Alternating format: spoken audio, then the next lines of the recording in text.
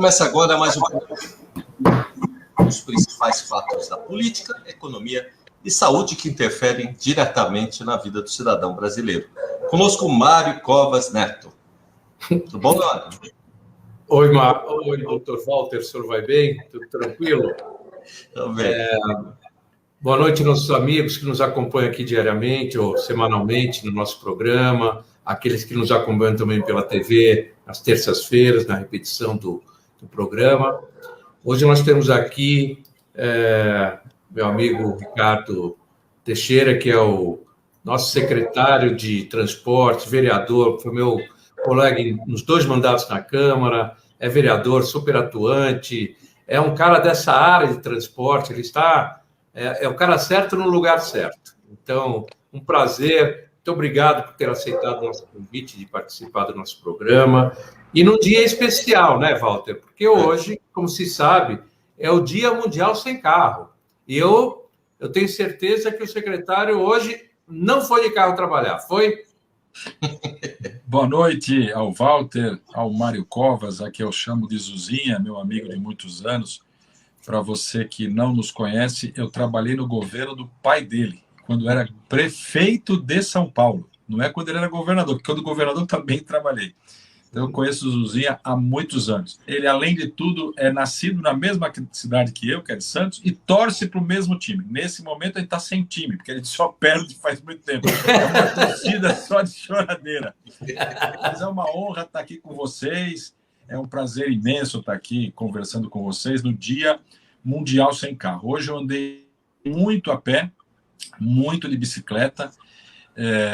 Nós acompanhamos as outras autoridades daqui do município também. O prefeito se deslocou a pé. O Levi, que é o secretário de transporte, junto comigo, na mobilidade de trânsito, também andou de ônibus no dia de hoje. O prefeito saiu lá do Grajaú às 5h20 da manhã, de transporte coletivo, pelo ônibus da SP-Trans. Então, assim, evidente que são fatos que fazem com que a população tenha que pensar o porquê de deixar o carro em casa, né? Então, a gente tem que ver essa questão da matriz energética, a gente tem que ver como está acontecendo o aquecimento global, como o veículo, né, o automóvel, o ônibus, o caminhão, eles poluem e esquentam o nosso planeta. Então, é um dia para reflexão. É um dia para que a gente enxergue outras formas de modais, para que a gente enxergue outras alternativas para os deslocamentos que você tem na cidade.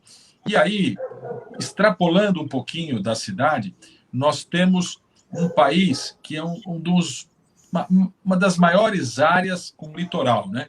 E você tem pouca cabotagem. Você ainda tem, no Brasil, caminhão que sai do sul e vai descarregar mercadoria no sudeste, até um pouco mais para cima no nordeste. Nós precisamos rever todos esses modelos, né?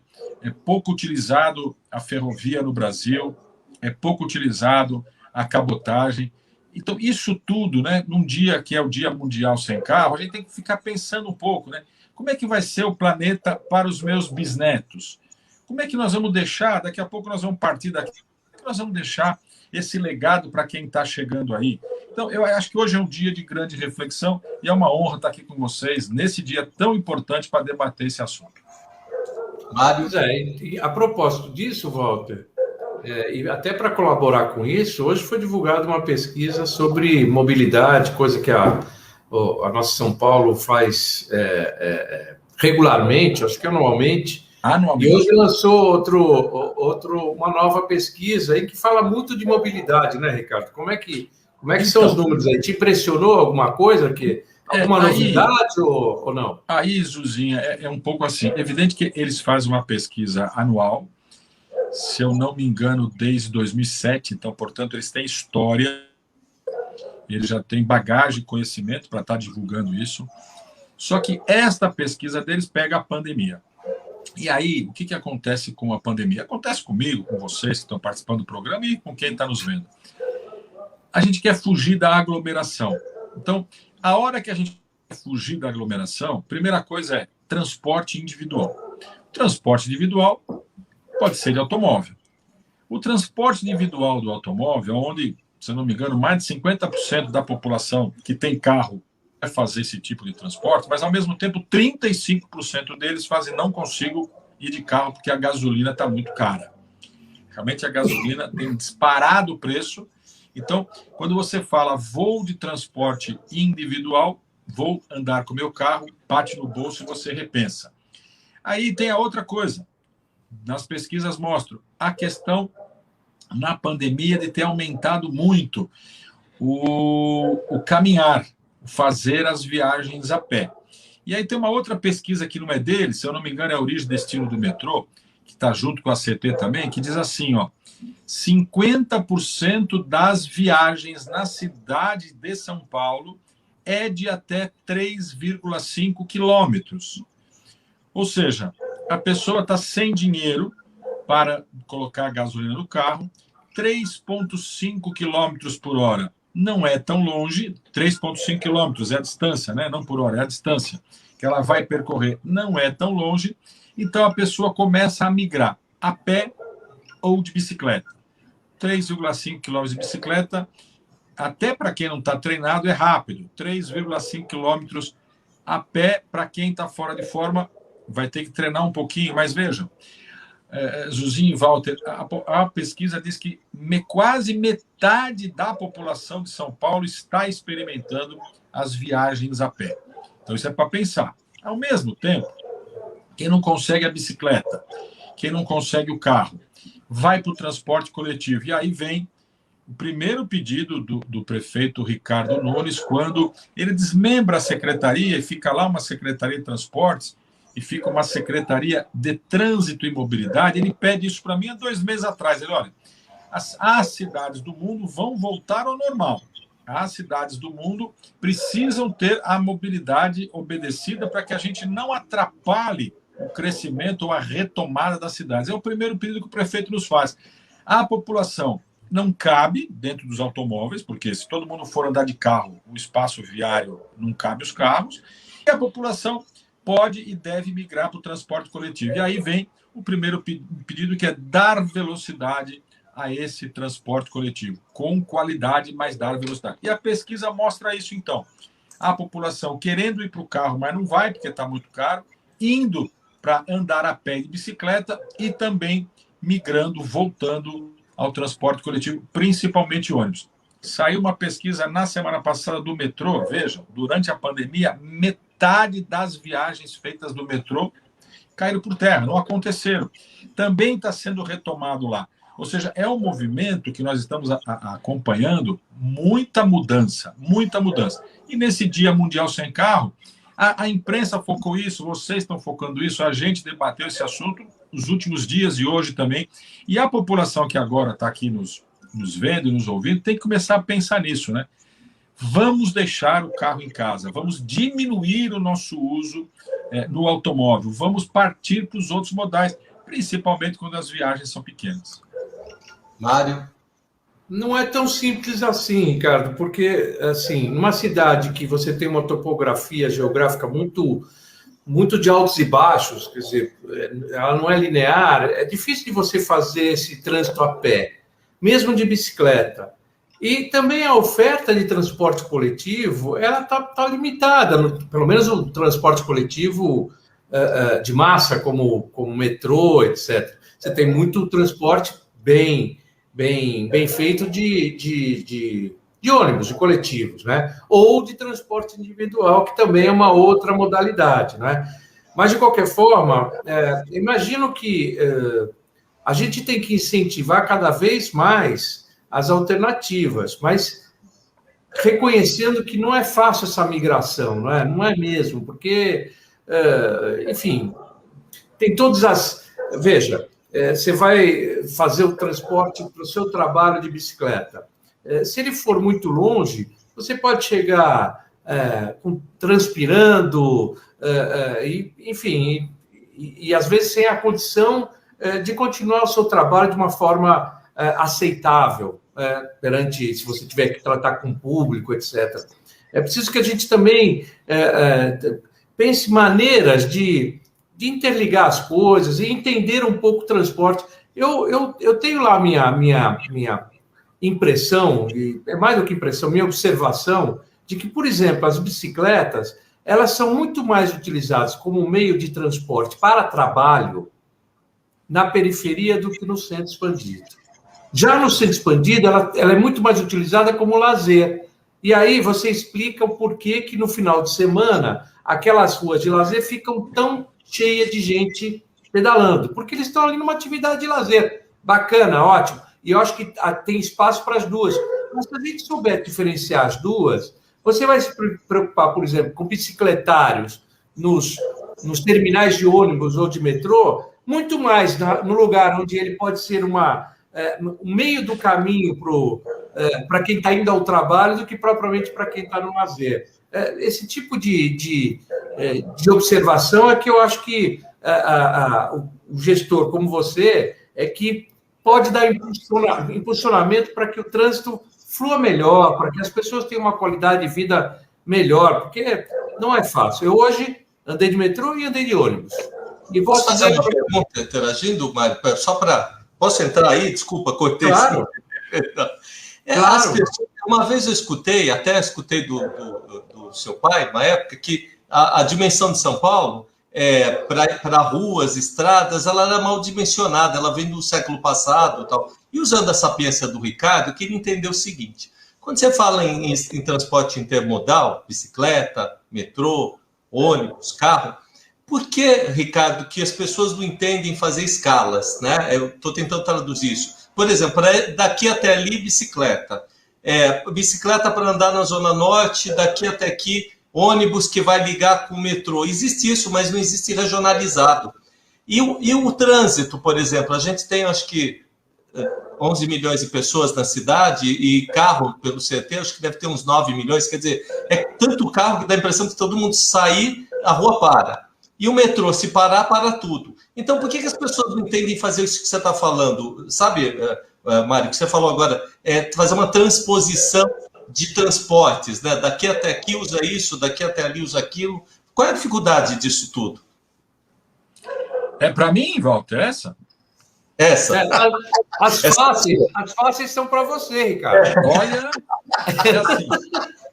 assim, olha, o Zuzinha me provocou ali da periferia, eu preciso falar de Itaim e de Guaianazes. Legal. E aí você me provocou com o bicicletário, eu preciso falar do Jardim Helena. Mas antes eu queria falar de Paris. Que chique, né? Vamos falar de Paris. É assim, ó. A prefeitura de Paris, pós-pandemia ou pós-vacinação, porque a pandemia não acabou, pós-vacinação, e lá no verão europeu, muita gente de bicicleta para ir trabalhar. O que a prefeitura de Paris faz? Olha, vamos criar no sistema viário principal, e não todo o viário principal, em parte dele, uma faixa de bicicleta, o que a prefeitura local chamou de uma faixa provisória de bicicleta. Veja, só para quem não conhece Paris. Eu não conheço, mas eu estou falando dos dados. Paris tem muito metrô. A cada esquina tem metrô. Ou é metrô ou trem. Mas a prefeitura faz esse movimento por quê? Para que as pessoas tenham condições de não se aglomerar nos metrôs. Então, ela cria, no verão, a faixa provisória. O que aconteceu?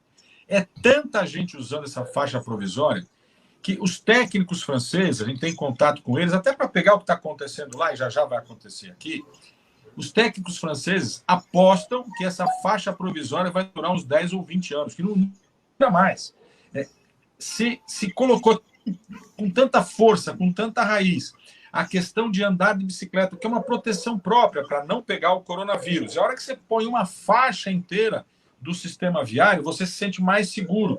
Não é uma faixa só de bicicleta, você ampliou essa faixa para você andar. Então, isso é para a gente pensar. Primeira coisa, Paris. Aí eu volto para Guaianazes. Estava lá numa live com o pessoal de Guaianazes. E sabe qual era o pedido? Secretário, a subprefeitura de Guaianazes não tem um metro de ciclovia. A subprefeitura inteira. E é nessa live, população, cidadão comum, pedindo para a secretaria priorizar a extensão da Radial Leste, porque a faixa de bicicleta na Radial Leste, ela para bem longe de Guaianazes. Eles querem que estenda essa faixa até Guaianazes e faça a ligação dentro do bairro, Guaianazes. Itaim Paulista, num outro momento, estou lá numa live com muita gente, principalmente o pessoal de mais baixa idade, e eles me pedem assim, olha, secretário, nós precisamos de uma ciclovia na Marechal Tito, saindo lá da divisa com Itaquaquecetuba, passando por São Miguel, passando pela Praça do Forró e chegando a Jacupêssego. Aí, quando o menino fala isso, eu paro assim, mas espera aí, você vai vir lá da divisa de Itaquá até a Jacupêssego? Passa de 10 quilômetros, hein? Aí o menino fala assim para mim, não, eu vou para Itaquera. Aí eu trabalho em Itaquera, porque aí eu chego na Jacupêssego, entro à esquerda e vou até Itaquera. Então, as distâncias percorridas hoje de bicicleta, e é o que o Josinha falou, a cidade tem muitos altos e baixos. Esse trecho que eu falei da Marechal Tito Jacupêssego é plano. Aí nós vamos ali para o lado do Jardim Helena. Quando, lá atrás, quando a CPTM começou a fazer os bicicletários e ampliar os bicicletários por toda a periferia, o Jardim Helena ganhou, foi a primeira ciclovia praticamente da cidade, que é uma ciclovia nas calçadas, é ciclovia de prolongamento de calçada, e fez o bicicletário interligando a estação da CPTM com o bairro. Bom, e um dos meninos fala assim para mim, brincando, evidente, secretário, lá no Jardim Helena, eu acho que tem árvore que dá uma fruta chamada bicicleta. Eu não estou entendendo, como assim? O bicicletário está tão cheio que o pessoal está pendurando as bicicletas nas árvores no entorno do bicicletário. Então, você veja, olha a movimentação. Aí, aqui no centro da cidade, né? Eu, enquanto secretário de subprefeituras, eu apanhei da imprensa feito criança. Eu fiz uma ciclovia que vem lá do CEAGESP, que vai até o Parque de Ibirapuera e que atravessa a Faria Lima. Apanhei muito, a obra é cara, não precisa, o coração da cidade não precisa de bicicleta. Sabe o que acontece hoje? Qual é o movimento dos ciclistas que andam por essa ciclovia? Eles querem aumentar a ciclovia. E aí, perto de onde o Zuzinha mora, na Marginal Pinheiro, que o pessoal já está falando que está congestionado as ciclovias, e essa em especial. Agora, eu quero colocar mais uma pitadinha, para não ficar chato só eu falando. Tá voltando para a cidade, agora, no mês de outubro, e com a regulamentação que a cidade fez, os patinetes. E os patinetes, eles não são emplacados, portanto, eles podem e devem andar nas ciclovias. De cara, a primeira empresa que está chegando aqui já está cadastrando e credenciando 700 patinetes. Para andar onde? É aqui pelo centro expandido. Ou seja, vão andar onde? Na ciclovia. Então, aí volta modais que a gente está falando. Você viu, Walter, como a população é inteligente? Ela mesma já está fazendo parte de bicicleta, parte de trem. Trecho inteiro de bicicleta. Parte de patinete, porque o patinete é alugado. Vai largar no meio do caminho, pode pegar um outro sistema. Então, a cidade é muito inteligente. Eu aprendi com o nosso ex-prefeito, ex-governador, ex-senador, deputado Mário Covas, santista, nascido em Santos também. E ele falava uma coisa assim, quando ele foi prefeito, há 30 anos atrás, 40 anos atrás, ele falava assim, Ricardo, a cidade pulsa, a cidade é viva. Não brinca com essa cidade, porque hoje é uma coisa, amanhã é outra. Então, está mudando muito. E a pandemia acelerou demais essa mudança. E eu acho que é isso que faz com que nós, autoridades hoje de trânsito, temos que repensar esse modelo da cidade. Eu até cansei, Mário. Ele falou Desculpa. Não, eu cansei pelo seguinte, só de pensar na bicicleta, você anda de bicicleta, né? Não, ele já pensou andando alguns quilômetros de bicicleta e já ficou cansado. Você sabe que deixa eu pegar um gancho, Walter. É assim. Eu, no final de 2019, começo de 2020, eu peguei uma pneumonia. Fiquei 60 dias fora de combate, praticamente de cama. Quando eu saio da pneumonia, passo na pneumologista, doutora Poliana, e ela fala, olha, Ricardo, se você tiver contato com o coronavírus, ele está chegando no Brasil, comecinho de 2020, finalzinho de fevereiro, começo de março, ela fala, olha, se você tiver contato com o coronavírus, você morre, porque você acabou de sair de uma pneumonia, imunidade muito baixa. E ela pede para mim, se isole, saia de São Paulo e fique num lugar longe de tudo, para você não ter contato com ninguém. A Câmara, nesse momento, vira online, a gente começa a trabalhar à distância, o Zuzinha estava lá, lembra disso, e eu fui, parte desse período, morar em Cananéia, que é uma cidade plana, pequena, você não cruza com ninguém na rua, a cidade praticamente, eu diria que é 12 mil habitantes, dos maiores territórios que você tem, as pessoas moram nas ilhas, distantes do centro. Ou seja, Estou contando tudo isso para falar assim, eu reaprendi a andar de bicicleta. Reaprendi. Eu perdi 28 quilos pedalando. E hoje, se eu sair pedalando de manhã, lógico que eu não faço isso continuamente, mas lá em Canané eu fazia todo dia, eu consigo pedalar até 40 quilômetros em um dia, Walter. É questão de hábito, sai da inércia. Fui obrigado porque eu tinha que melhorar a minha saúde. E com isso hoje, perdi 28 quilos, ganhei musculatura, fôlego e estou pedalando. Aí, mais uma parte. Tenho medo de pedalar em São Paulo. Principalmente, e eu pedalo, tenho pedalado muito, mas principalmente quando a ciclovia ela anda nas avenidas que tem velocidade ali de 50 km por hora. Quando a ciclovia é em canteiro central, igual essa da Faria Lima, da Paulista, Carol Gurgel, tem algumas outras na cidade que são no canteiro central, você se sente protegido. Quando a ciclovia é do lado direito da calçada, como, por exemplo, na Rebouças e em outras avenidas, que o carro passa ali perto de você a 50 por hora, e 50, aspas, não tem radar em cada metro, não tem radar a cada esquina. Eles passam a quanto eles quiserem, 60, 70. Aí eu me sinto inseguro. Não me sinto inseguro quando a bicicleta, a faixa ou a ciclovia, ela é no viário secundário, que a velocidade é de 30 km por hora para o automóvel. Aí eu me sinto mais seguro. Você vê como é que está mudando? Então, a própria GT... Mas é que há uma diferença, Ricardo, entre ciclovia e ciclofaixa. A ciclovia é isso que você falou, é um lugar segregado só para bicicleta, só para esse tipo de transporte, não concorre com mais ninguém. A ciclofaixa é que ela é uma coisa ajeitada, né? Você tirou um pedaço da pista e teve um convívio ali entre...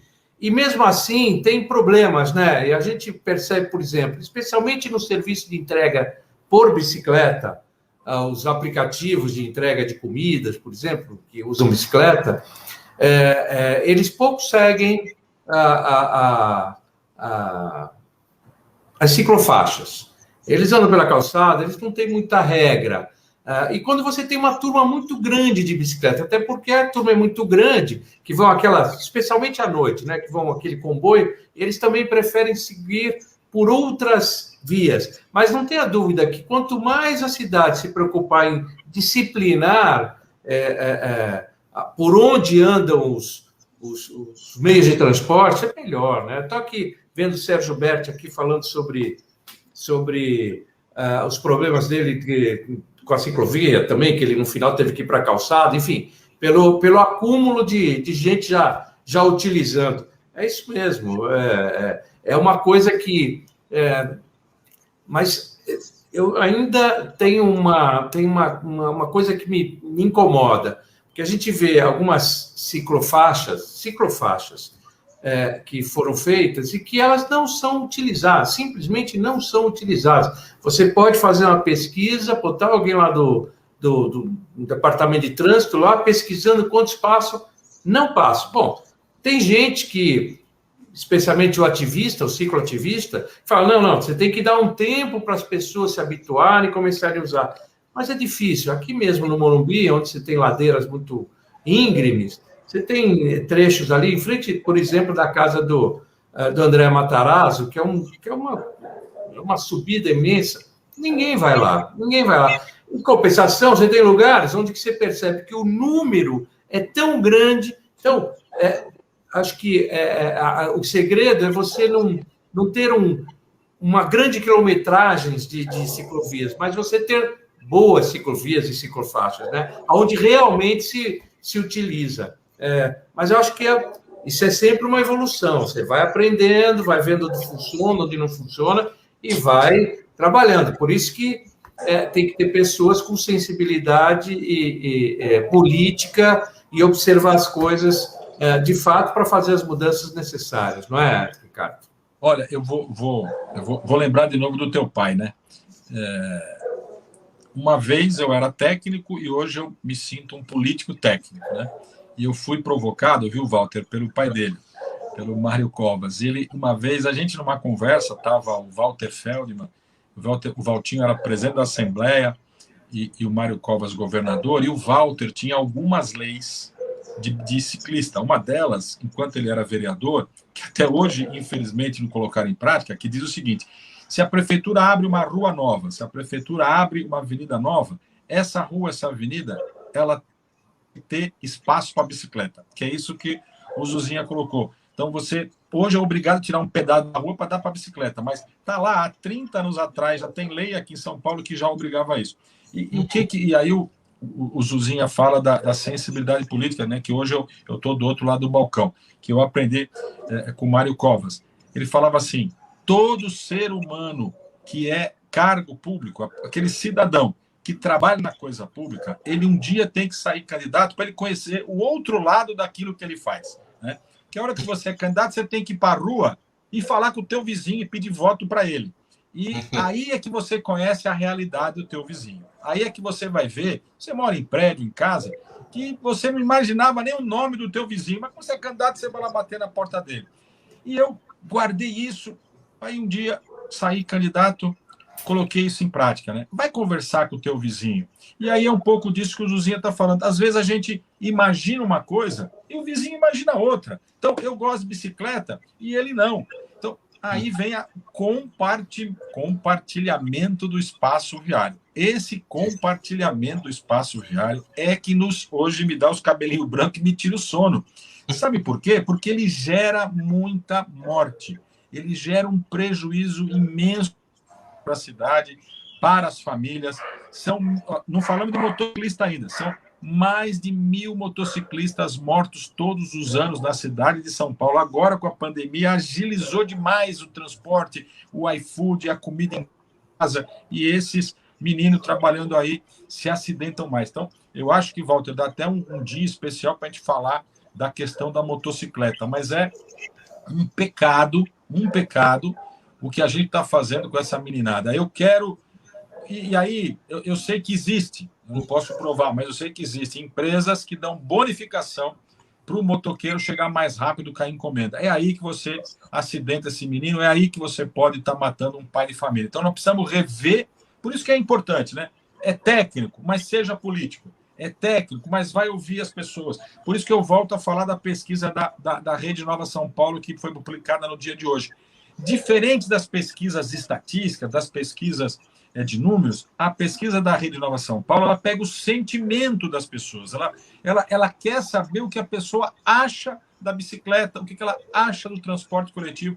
E nesse momento, né, onde a gente vive, infelizmente, por causa daquele cara que fica lá em Brasília, né, esse stick puxa entre a pessoa do bem e a pessoa do mal, entre o ódio e o amor, a gente tem que, nós, principalmente os homens públicos, tem que estar trabalhando com essa tranquilidade, com amor no coração e ouvir a população. Esse sim vai dar para nós a diretriz onde a gente quer chegar. É isso mesmo.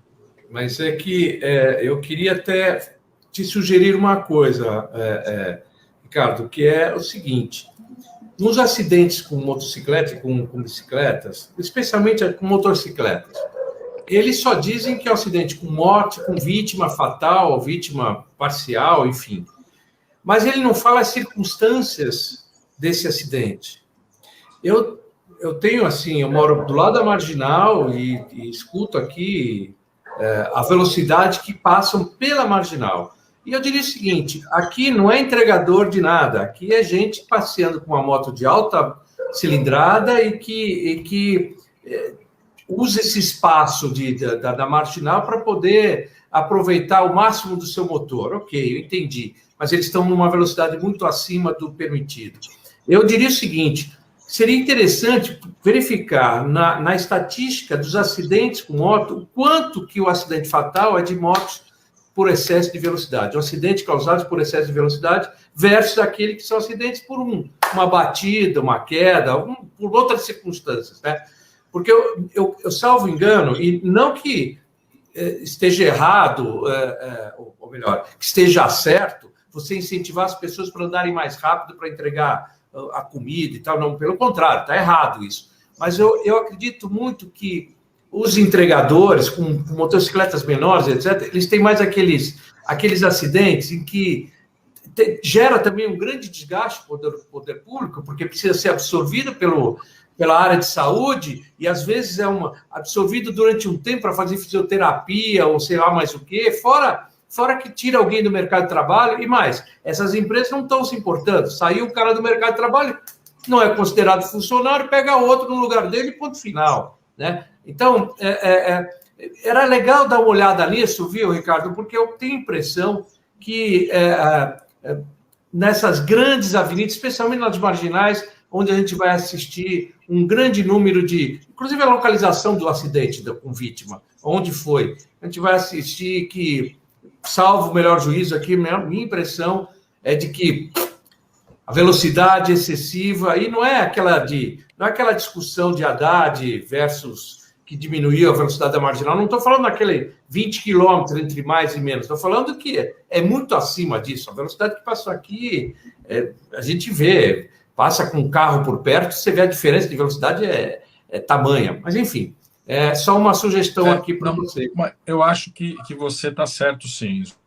É assim, nós temos, vamos dividir, né? Nós temos o motociclista e nós temos o motoqueiro. Tem a primeira divisão. Aí nós temos os motociclistas de final de semana, os estradeiros que passeiam pelas rodovias e tal, com as suas famílias e tal, que tem aquelas motos maiores, que respeitam a velocidade, etc. e tal. E tem uma molecada, principalmente na marginal, que faz racha.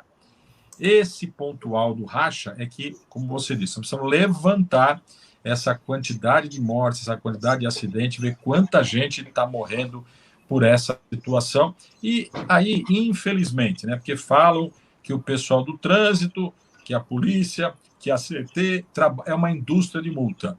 E a gente vai ver que não é verdade, né? O trânsito, na verdade, é uma indústria de mortos, né? Porque o que morre de gente no trânsito... Para vocês terem uma ideia aqui, né? Se a gente pegar o planeta Terra e bater uma foto de um ano, olha o que eu vou dizer, Walter. O ano passado, 1.350.000 pessoas morreram em acidentes de trânsito instantaneamente. Ou seja, lá não é que morreu no hospital 10 dias depois, um mês depois. Não, morreu ali, no asfalto, no momento. Dá 1.350.000 mortes no planeta. É muita coisa. Não existe guerra no mundo que matou mais gente. Não existe nada parecido. Então, a gente fica meio que vacinado, né? Ah, morreu mais um, morreu mais... Então, e a gente ficou sem sensibilidade.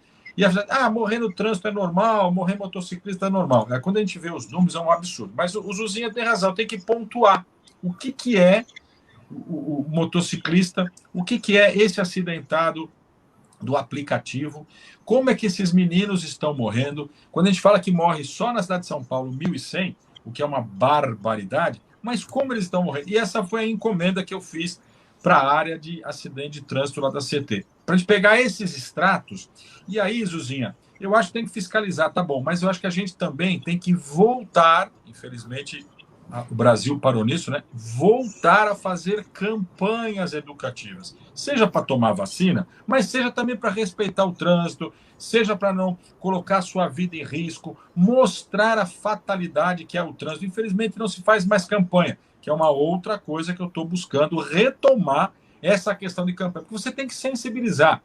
Os mais velhinhos, que nem nós aqui, tudo cabelo branco, a gente já está sensível a esse problema, mas essa meninada, né? Porque a baixa idade é que morre no acidente de trânsito. E essa baixa idade é que tem que ser sensibilizado, sim, com campanhas. Não é só a televisão, não. Nessa época era televisão, mas é aqui, ó, no WhatsApp, no Facebook, no Instagram, nessas redes de comunicação que essa meninada está o dia inteiro, é que a gente tem que fazer campanha para respeitar a vida. E respeitar a vida parte do trânsito de respeitar a velocidade, de respeitar o motoqueiro, de respeitar o pedestre, de respeitar o ciclista. Precisamos voltar a fazer campanha. Então, eu acho que tem, assim, parece que é enxuga gelo, né?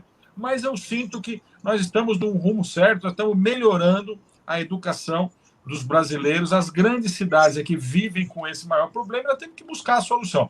Eu não fujo da raia. Eu brinco com meus assistentes, com meus técnicos, o pessoal mais amigo da CT, que eu falo o seguinte, ó, a gente pode errar, mas nunca por omissão. Nós vamos tentar até chegar mais próximo da solução do problema. Errar por omissão, nunca. Agora, e não ter medo, né, também, né, Ricardo, de errar, porque ninguém vai mudar isso, não é? Faz parte. faz parte. Mário, Ricardo, meu secretário de mobilidade, e a calçada, hein? Porque a gente está falando... A calçada, o pessoal está falando aqui, tem lugar que você... Por exemplo, eu estou na Zona Norte, eu moro na Zona Norte, é assim, é como se eu subisse montanhas aqui, porque a calçada, eu não consigo, não dá para andar na calçada. Uma escadona, uma escadinha está torta, vai para o lado. Como é que funciona isso? Acho que o cidadão não entende direito esse negócio. Então, rapaz do céu, você mexeu agora num assunto que daí eu olhei ali, tem 36 minutos de programa, dá mais 1h30, né? Só para falar de calçada. É assim, olha, eu vou dar um exemplo que eu dei até esse exemplo hoje para o pessoal da Rede Nova São Paulo. Eu acho um absurdo o que eu vou falar, mas é verdade. O Zuzinha lembrou do André Matarazzo, ele, à época, era secretário de subprefeituras. E ele, enquanto secretário de subprefeituras, ele faz uma magnífica reforma nas calçadas da Paulista, que, se eu não me engano, é o que está até hoje lá. As calçadas da Paulista tinham aquela pedra portuguesa, e lá tem muita manifestação, então aquele tipo de piso era ruim. Então ele trocou tudo, ficou bonito, calçado de primeiro mundo. E quem paga essa conta? É a municipalidade. Então você tem uma lei municipal que no viário principal, onde tem loja, comércio, banco, etc. e tal, onde você tem, portanto, o maior número de pedestres em circulação, cabe ao poder público construir e manter essas calçadas. Aí, o que eu peguei esse fato? André Matarazzo, o prefeito à época, era o Gilberto Kassab. Eu, com uma emenda parlamentar minha, faço o pavimento de uma rua lá no extremo da Zona Sul. Ela chama Avenida Córrego Tijuco Preto. É uma avenida que margeia o Córrego Tijuco Preto, lá no final da Marechal Tito, no Itaim Paulista. Eu estou lá acompanhando, fui visitar um dia a obra, estavam fazendo a capa asfáltica. Era uma rua de terra fazendo a capa asfáltica. E, evidentemente, que as calçadas estavam continuando terra. Fizeram guia, sarjeta, estavam montando asfalto e as calçadas terra. E tinha lá, como tem na periferia, muitas crianças, muitos meninos brincando. Eu estou andando a pé ali, eu sou engenheiro chão de fábrica, eu adoro andar, ver as coisas, e um menino, lá pelos seus 17, 16 anos de idade, para e começa a conversar, olha, o senhor que fez a obra, o senhor é o vereador, aquela coisa toda, e ele fala assim, e vocês vão construir a calçada? E aí eu tentei explicar para ele que eu não podia construir a calçada, porque na periferia a calçada é de responsabilidade do dono do terreno. Eu vou repetir, Avenida Córrego Tijuco Preto. As casas simples na beira de um córrego. E eu tentando explicar para ele, aquele menino, que ele e a família dele é que tinham que fazer a calçada. E ele não entendia. Como era difícil para mim explicar, você imagina para ele entender. Aí ele para e dá esse exemplo da Paulista, mas fala, vereador, eu vi na televisão o prefeito Gilberto Kassab e o secretário André Matarazzo estão fazendo uma reforma na Avenida Paulista maravilhosa. Por que lá na Paulista pode e aqui não? E aí eu tento de novo explicar para ele. E ele para a minha conversa e fala assim, mas vereador, eu não conheço a Avenida Paulista. Eu sou paulistano, nasci aqui, mas eu daqui não saio. Eu nem dinheiro para pegar o trem, o ônibus, para ir lá na Avenida Paulista eu tenho. Como é que vocês pagam na Avenida Paulista, que é a primeira avenida da cidade, vocês pagam a calçada? E aqui na porta da minha casa, uma família pobre, eu que vou ter que fazer a calçada? Então, gente, assim, é um absurdo algumas leis na cidade de São Paulo. E essa eu acabei de pontuar e detalhei. Eu sei que o Zuzinha concorda comigo. É um absurdo, não tem cabimento. Eu já tentei mudar, o Zuzinha já brigou com um monte de gente para tentar mudar. A gente não conseguiu. Agora, vejam só. Aí a gente vem para o momento atual. Fala, Zuzinha, fala. Desculpa. Não, eu ia falar o seguinte. Muitas vezes a calçada, o cara faz como uma extensão da sua casa, que é aquilo que você falou, Walter. Aí o cara pega, faz com umas pedras, um negócio bonito e tal, ou faz uma escadinha, papapá. E aí, quem está com a cadeira de roda não passa, quem tem problema de mobilidade tem problemas. Então, ou seja, não é possível que num lugar que chama-se passeio público, onde você tem sinais de trânsito, árvore que é cuidada pelo poder público, fiação, poste, tem tudo que é público e aquilo... No final, quem tem que cuidar é o dono da casa, que faz a extensão da sua casa, faz bonita e tal. Mas Não é por aí. Na verdade, e na hora que você abre uma rua, como o Ricardo falou, você abre a rua, fazer a calçada deveria ser automático, porque o poder público pode até pensar, não, vou fazer uma calçada que sirva para você amanhã enterrar o fio, sirva para que a água possa ter um caminho, enfim, tem várias utilidades, né? E o poder público pode dar as regras direito para isso. Pô, se ele cobra o imposto para fazer cobra-se esse imposto também. É uma parte do imposto que já é cobrado, serve para fazer isso. É realmente uma contradição essa coisa toda. E às vezes você vê que o proprietário, ele não é por ignorância mesmo, ele não sabe nem quais são os caminhos, vamos dizer, as formas de ele colocar que seja viável, que seja uma coisa correta, né? Esse foi um projeto que eu quis fazer esse projeto logo que entrei na Câmara. E quando eu cheguei lá, me deparei com um projeto do André Matarazzo que dizia a mesma coisa. E o Ricardo sabe que lá na Câmara tem essa coisa assim, você vai fazer um projeto que já tem um correndo, já tem algum tramitando, o cara fica achando que você está copiando. Eu falei, não, então ele está fazendo, deixa ele fazer, e foi e tal. Mas, enfim, acabou que não vingou, né? Mas é uma coisa, a mim, me parece absurdo. Então, hoje, me parece que na pesquisa deu uma coisa muito grande sobre calçadas, não é isso? Então veja só, Zuzinho e Walter, olha, segundo a pesquisa da Rede Nova São Paulo, quase metade da população de São Paulo anda a pé pelas ruas. Nossa! Pequenos trajetos, vai até a farmácia, vai até o mercado. Isso também é a pandemia, a hora que você quer fugir do vírus, que você quer fugir da aglomeração, você começou a conhecer melhor o teu bairro, o comércio lindeiro da tua casa. Então você começou a fazer essas pequenas distâncias. Então aí você tem mais gente andando a pé. Aí você vai lá para a periferia de novo.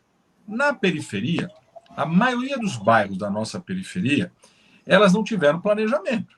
Então, as ruas são mais estreitas e as calçadas também são mais estreitas. Sim. As ruas, a maioria das ruas na periferia tem mão dupla de circulação, ou seja, é carros nos dois sentidos. Então, primeiro movimento, se você quer ter calçadas, então você parte do seguinte pressuposição: vamos colocar mão única, né? Que aí você diminui o fluxo de carro num sentido, só vai ter fluxo de carro no outro. Com isso, você pode, apesar da rua ser estreita, mas você pode aumentar as calçadas. Então, vamos para a periferia fazer esse movimento. Aí para, aí vai assim, você vai aumentar a calçada. E quem vai manter a calçada? O dono da casa. O dono da casa que não tem dinheiro para fazer nem aquela calçada dele, você vai ampliar, vai mandar ele manter. Ele vai falar, vocês estão ficando loucos.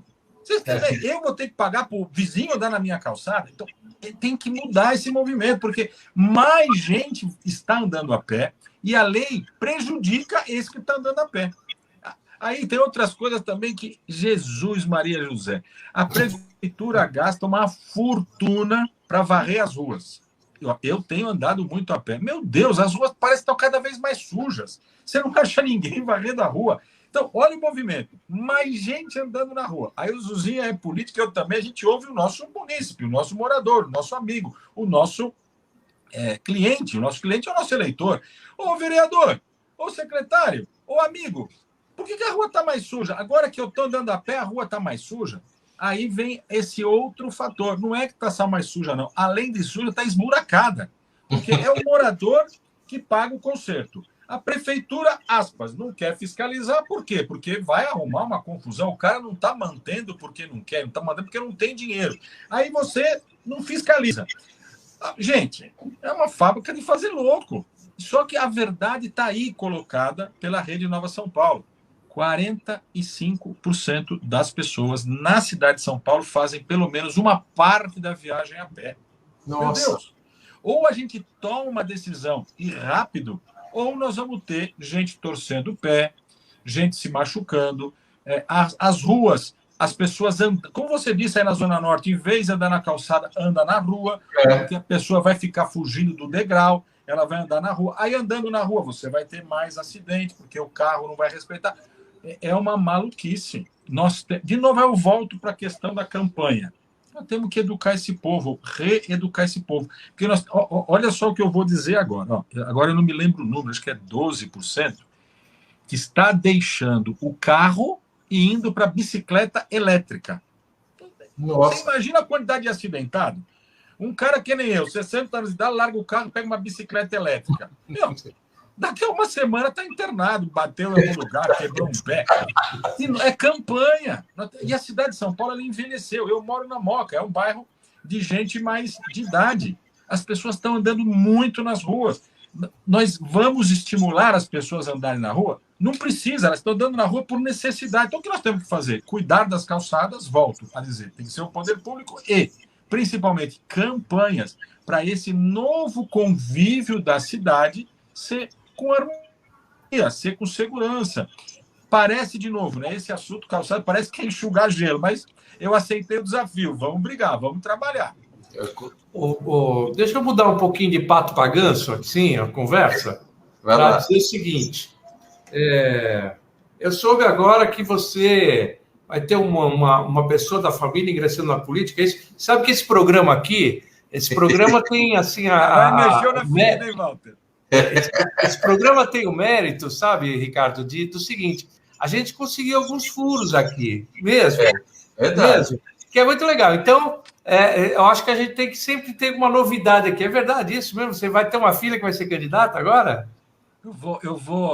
Eu não posso brigar com ele em público, porque ele está num canto da cidade e eu no outro. Se ele estivesse no estúdio, eu já saía no tapa com ele. Eu falei que isso era em off, né? Que não podia. Mas já que nós não estamos pedindo voto para ninguém, meu amigo. É só pelo seguinte: é que é muito difícil e as pessoas, às vezes, são pouco compreensivas aí, em relação a isso, Ricardo. É assim. Às vezes eu escuto assim, não, tem que parar com essa dinastia, porque, no meu caso, Covas, porque já teve o pai, aí o neto, não sei desse que, tudo que, a coisa assim. E as pessoas não se dão conta que, muitas vezes, o nosso exemplo é que serve, que norteia a nossa vida. Se você tem um professor que é alguém que você admira muito, você acaba tendendo a ser um profissional da área de educação e assim por diante. Eu tenho muita admiração pelo meu pai e isso me fez seguir um caminho que é o caminho dele. Então, eu vejo isso de uma forma muito normal. Primeiro isso. Segundo, que fico muito feliz que você possa ter deixado um legado para sua filha para animá-la a ser candidata, porque a gente sabe que não é mole essas coisas aí. A gente sofre um bocado, sofre e o pessoal acha que a gente está vivendo sempre nadando em mordomias, etc. E tal, tudo bem. Mas é legal que alguém que vendo a gente se dedicar e passando dificuldades, que se anime para fazer a mesma coisa. É isso mesmo? Como é que é isso? Então, vamos abrir um parênteses especial, sair do Dia Mundial Sem Carro e falar de política. Eu tenho 3 filhos, 2 meninas e um menino. Agora estacionou aqui do meu lado meu cachorrinho, que está me cutucando aqui, porque ele está querendo ir para a rua comigo, que eu estou brincando com ele.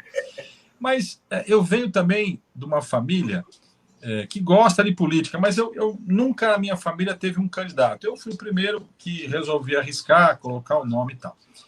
E meus filhos, né, gostam disso, participam disso, estão perto disso. A minha filha do meio, a Aline Teixeira, ela é terapeuta transpessoal e é assim a que mais parecida com o pai, a que mais puxa esse sangue da política. E esse sangue da política, assim, eu vou dar o exemplo, eu acho que o Walter talvez não vá entender, mas o Zuzinha vai entender. Eu morei no Morro do Marapé. Ele sabe que é o Morro do Marapé. Eu morava numa casa de madeira. Eu passei fome. E entrei na política para agradecer a Deus por tudo que Deus me deu, que é muito mais do que eu sonhava ter um dia na vida. E a minha filha também pegou essa questão do social, de ajudar os outros, né? Ela tem 2 faculdades, está fazendo a 3ª fora doutorado. Aí quando ela veio falar comigo, sabe, de política, eu falei, mas você tem certeza? Olha o que o seu pai apanha, né? Nós falamos aqui de ciclovia, mas eu estava no governo do prefeito Fernando Haddad, fui secretário lá do Verde, secretário de subprefeituras, por causa dessa maledeta dessa ciclovia da Faria Lima, o editorial do Estadão e da Folha me chamando de ladrão, me batendo o tempo inteiro. Aí eu falei, filha, mas você quer isso para a tua vida? Ela falou, pai, eu sei que você não roubou, a gente mora na mesma casa, você teve que gastar dinheiro para se defender. Hoje a bicicleta está lá, a ciclovia está funcionando e tantas outras coisas que a gente fez pela cidade. Ela falou, isso é que me leva para a política, é representar as pessoas, é trabalhar pelos mais pobres.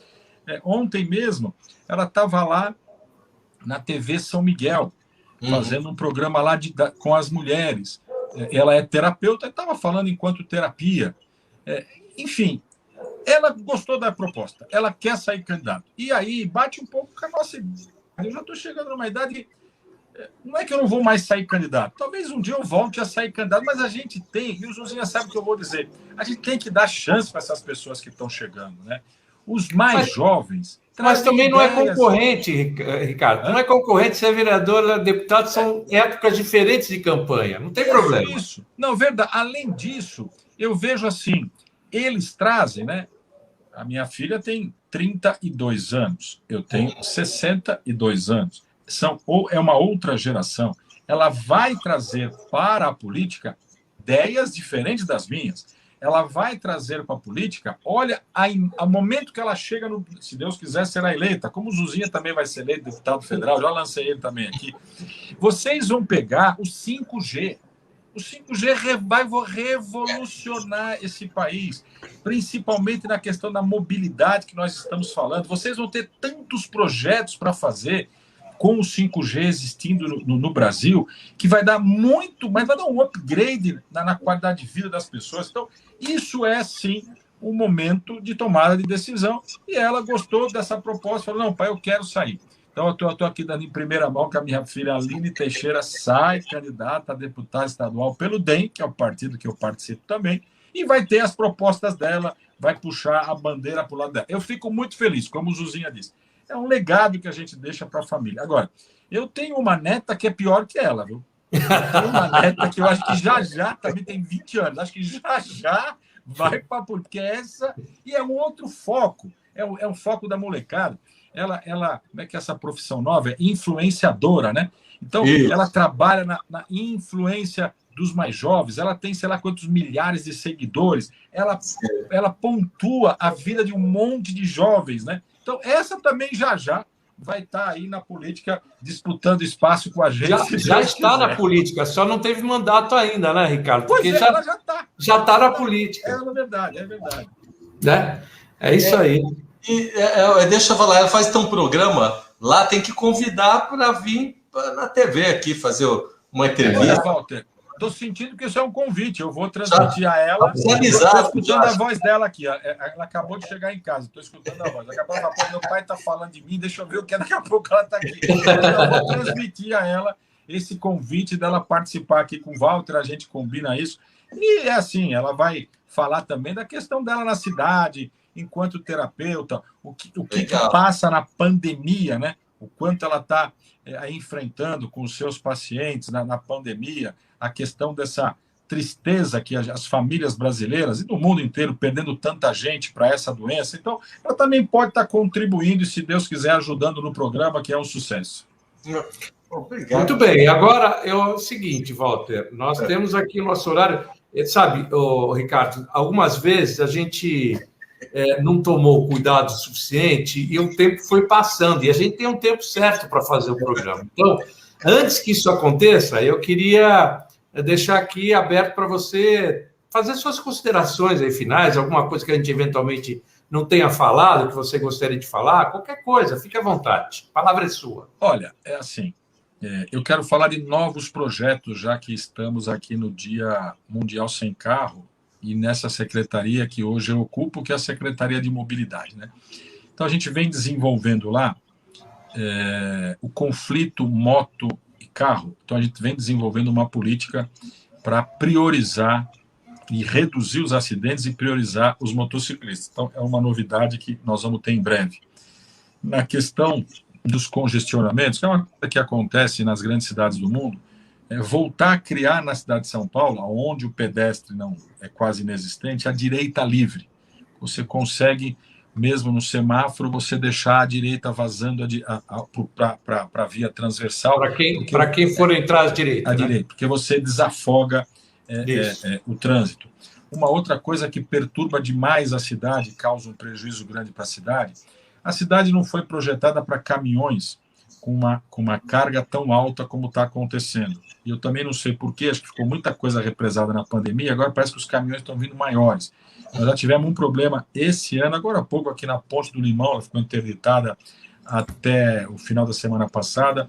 Nós temos a Avenida 23 de Maio, que nem caminhão pode passar, todo dia tem ali no General Marcondes Salgado, perto ali onde era o Detran, todo dia tem um caminhão entalado. Então, nós estamos desenvolvendo uma tecnologia simples, uma coisa que está nos manuais de trânsito brasileiro, mas que traz lá uma sinalização específica para o caminhoneiro, ou seja, antes dele bater na ponte ou no viaduto, ele bate em umas placas que nós estamos pendurando. A hora que bate na placa, não danifica nada e faz o barulho, o motorista acorda, vê que está fazendo alguma coisa errada. Então, nós estamos trabalhando essa questão das campanhas, eu falei muito aqui de campanha. Eu acho que a gente tem que trazer de volta as grandes marcas, e não é só campanha com dinheiro do poder público, não. A minha ideia é trazer as grandes marcas para dentro das campanhas públicas, né? Por que não por exemplo, uma marca de celular ou uma operadora de celular, por que não eles estarem patrocinando os acidentes que os próprios celulares ou ficar no telefone dirigindo acontece, ou seja, reeducar o nosso povo, ou seja, fazer campanha com patrocínio, com gente que aposta nisso para a cidade de São Paulo, ou seja, trabalhar essa questão do pedestre, né? Que nós precisamos, de qualquer forma, alargar essas calçadas, né? E, infelizmente, o social mostra disso. Quando você está no centro expandido, as calçadas são mais largas. Quando você vai para a periferia, as calçadas são mais estreitas, mas é na periferia que anda mais pedestre do que aqui no centro. No centrão anda muito pedestre mesmo, mas na área do centro expandido tem lugares que você tem calçadas largas e que não anda a quantidade de gente que anda na periferia. Esse modal que precisa mudar, vamos deixar mais o carro em casa. Uma coisa que nós falamos muito aqui, mas que eu batizo como distritalização da cidade. As pessoas têm que morar e viver no mesmo espaço. Então, eu, por exemplo, aqui na Moca, eu tenho que comprar na Moca, eu tenho que me divertir na Moca, eu tenho que viver na Moca. É mais barato para a cidade, é mais barato para nós, é mais saudável, é melhor para o comércio local. Você cria grandes centros, né? Pode ser distritalização ou descentralização do centro. Você cria grandes centros de consumo em toda a cidade, você multiplica as cidades. Aí eu dou um exemplo. Eu fui alguns anos atrás, lá em Lima, conheci a tecnologia do 4G e eles migrando para o 5G. E eu sou engenheiro da área e sou transporteiro, eu gosto disso, eu fui lá ver porque buzinaram para mim, olha lá, eles estão misturando essa questão do 5G com mobilidade, do 4G com mobilidade, e eu fui até lá. Bom, eu vi isso que está acontecendo agora no Brasil, mas aí eu vi uma coisa, que eu estou falando aqui da distritalização, que é assim, aí eu chego lá em Lima, né? Lima, teoricamente, tem o tamanho de São Paulo, né? São lá mais de 10 milhões de habitantes, aquela coisa toda. E aí, eu andando lá em Lima, já está em 59 minutos, deixa eu correr. Aí, o que eu aprendi lá, Suzinha e Walter? Lima tem 1 milhão de habitantes, não é 10 milhões que nem eles falam. Os outros bairros são cidades, com vereadores e com prefeitos. Aqui a gente são 39 cidades da região metropolitana, mas sai desses 10 milhões, 11 milhões da capital e vai para quase mais de 20 milhões na região metropolitana. Então, lá eles já estão mais adiantados. Então, o que eles fizeram lá? A nossa distritalização aqui, lá eles fizeram com municípios. E funciona melhor, porque são municípios de 500, 600 mil habitantes, mais fácil para administrar. Não dá mais, eu acredito, para fazer isso aqui na cidade de São Paulo, mas dá para você fortalecer as subprefeituras, fortalecer o poder local, para que você leve esse poder para perto da sua cidade, para perto do seu bairro e resolva mais fácil os seus problemas. Desafio tem muito e nós vamos trabalhar nesse sentido. Eu espero contar com vocês. O Zuzinho é parceiro, colaborador há muitos anos. O Walter é um amigo novo, mas eu estou sempre à disposição. Pode me chamar para a gente contar esse monte de cascata, tudo de novo que a gente A filha está convidada, hein? Não vamos esquecer. Vou convidar minha filha, sim. Muito obrigado. Ricardo, foi um prazer, viu? Muito obrigado por você ter aceito o nosso convite. Foi ótimo papo aqui, um bate-papo descontraído, falando de um monte de coisa. E eu não falei de uma coisa que eu gostaria de ter falado, mas fica uma próxima vez para falar sobre a sinalização da cidade que está escondida aí. Uma outra hora a gente fala sobre isso, tá certo? Tá bom, combinado. Muito obrigado. Walter. Deus, beijo no coração de vocês. Abraço, obrigado a vocês que participaram. Terça-feira aqui e na quarta-feira de volta aqui no Brasil em Questão. A TV aberta e aqui no nosso horário à noite, na quarta-feira. Um abraço a vocês. Tchau. Tchau, tchau.